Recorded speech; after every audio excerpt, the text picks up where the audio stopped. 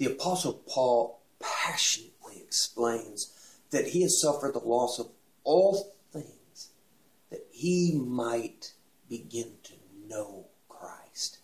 And in Philippians 3:9 he says, and be found in him, not having mine own righteousness, which is of the law, but that which is through the faith of Christ, the righteousness which is of God by faith.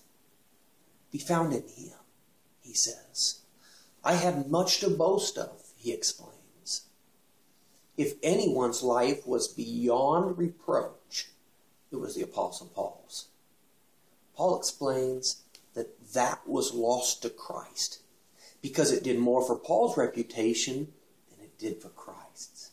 Remember that every time God revealed himself in the Old Testament, he revealed himself as a God full of compassion, of mercy, loving kindness, tender grace.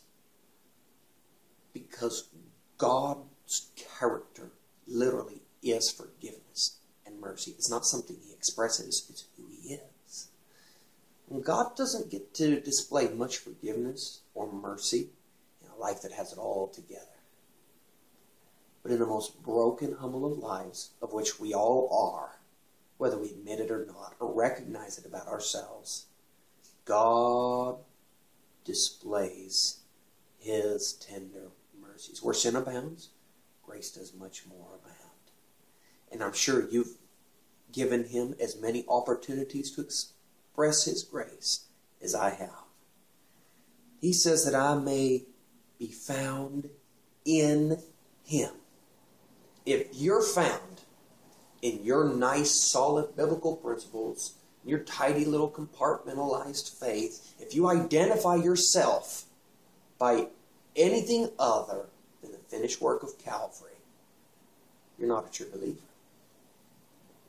Because a true believer worships God in spirit, rejoices in Christ Jesus, has no confidence in the flesh, and is found in him. Not having his own righteousness, which is behavior-oriented, but having the righteousness which comes through desperate faith that Jesus Christ did for me at Calvary. I cannot do for